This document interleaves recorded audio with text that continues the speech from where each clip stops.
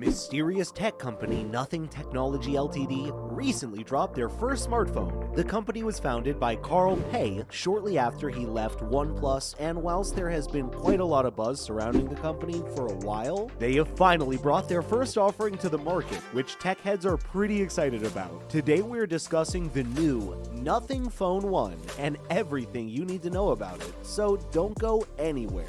Let's jump straight in and discuss the history of the company. Pei founded the company back in 2020 and announced it a few months later in January 2021, having honed his skills at OnePlus. He decided the time was right to branch out on his own, revealing his company's goal was to, quote, remove barriers between people and technology to create a seamless digital future. During those early months, Pei was tight-lipped on what products the company would actually offer, but quickly signed a deal with Qualcomm, which allowed them to use their Snapdragon chips in all their devices going forward. Earlier this year, tech writers speculated the company was bringing a smartphone to market, which was confirmed at the Mobile World Congress in Barcelona in March. Shortly after, Pei secured around $70 million in Series B financing, with the company quickly announcing their first smartphone was under development. At the Art Basel show in Switzerland earlier this summer, Pei and other Nothing execs revealed the design of the company's first smartphone. The phone was finally released in mid-July amid excitement from tech fans all over the world. Have you guys checked out the Nothing Phone 1 yet? So how much can we expect to pay for the Nothing Phone 1? Stay tuned to find out. Like many of their tech competitors, Nothing has released their debut product in multiple versions. Of course, the more storage you opt for, the more you can expect to pay. The basic 8GB plus 128GB device will set you back €399 or 470 US. The device is available from Nothing's website or Amazon in the UK and Europe. If you want a little more storage, the 8GB plus 256GB version is available for €449 or 530 US. Of course, this will give you more flexibility in the amount of apps you can download or videos you can store on your device. The top of the range version features 12GB plus 256GB and is available for €499 or $590 in the United States. These prices are set to seriously rival other companies in the marketplace, for example the Google Pixel 6, Samsung Galaxy S22, and upcoming iPhone 13. Of course, being the new kid on the block, the phone's pricing is a smart strategy by Pei, who will hope to win over customers who are tired of shelling out hundreds and hundreds of pounds, or dollars, for a product that is very similar to previous generations. Will you guys be considering the Nothing Phone 1? Let us know what you think below. What do we know about the phone's design then? Let's see. The Nothing Phone 1 comes in either black or white colors with a transparent design. Of course, this means that the phone's owner can see the inner workings of the device, which is pretty cool if we do say so ourselves. The company has claimed that this will be something that makes their product stand out and provides a, quote, distinct and iconic design language of our own, unquote. Like many of its competitors, the phone is flat and consists of around 400 components. It is also waterproof, which is handy for those lazy days at the beach. Rear LEDs on the phone will light up according to whatever distinct sounds the device makes and will even light up to show various stages in the phone's charging phase. The outer frame is actually made from recycled aluminum, as well as plastic that has been sourced from bio-based or post-consumer recycled materials, which is much better for the environment than regular cell phones. The phone also features an in-display fingerprint sensor, but somewhat strangely, there's no headphone jack. What do you make of this design? And what about the hardware and software? Stay tuned to find out. As we previously mentioned, Pei and his executives hashed out a deal with Qualcomm to use their Snapdragon tech in their phones for the foreseeable future. So the Phone 1 will be powered by the Snapdragon 778G Plus processor. It also features a 6.5-inch display screen with 1080 by 2400 resolution. And you don't need to worry about brightness, as the Phone 1 features 1200 nits, which can also display 1 billion different colors.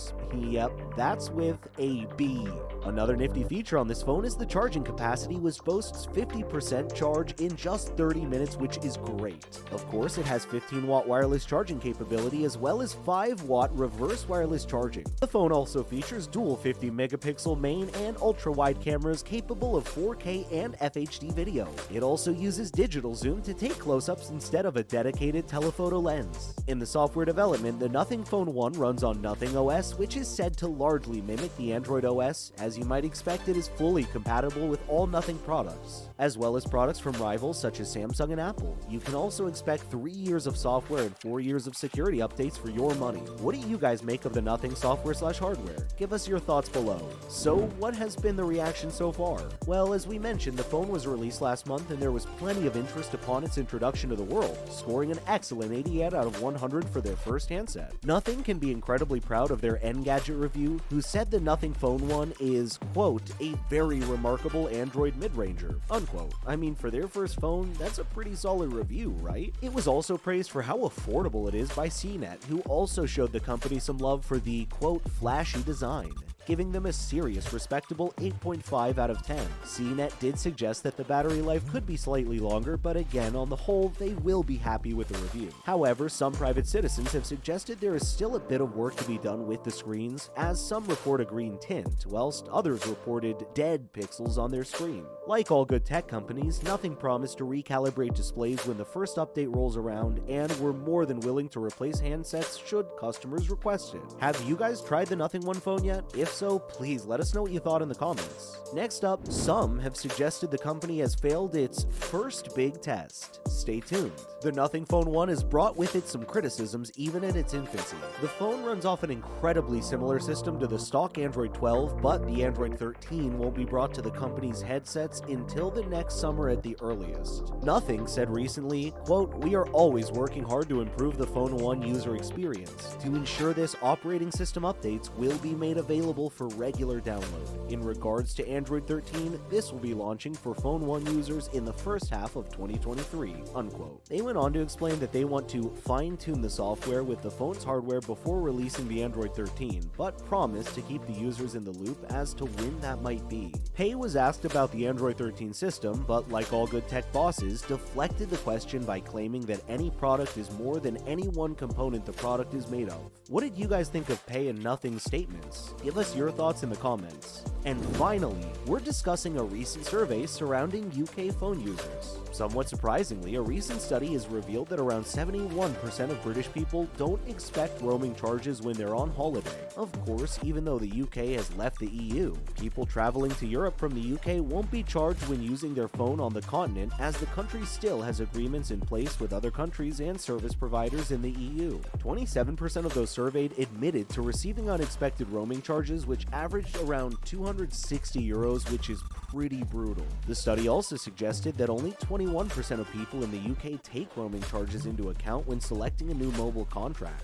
Wow. The study then revealed that adults under the age of 44 will spend somewhere in the region of 8 hours per day on their phones whilst on holiday. But questions might be asked why they're even bothering going on holiday if they're glued to their phones. Am I right? It was revealed that most people spend half of that time taking pictures and videos, but even still, 8 hours per day seems like an incredibly long time. Whatever the reason for using your phone whilst abroad, it's a good idea to check out roaming charges before you go, wherever you are in the world. As usual, thanks for dropping by today, and remember to tune in again next time when we will be discussing all sorts of other cool bits and pieces. And why not do us a solid by liking today's video, whilst also sharing it with any tech heads you might know of. Bye guys!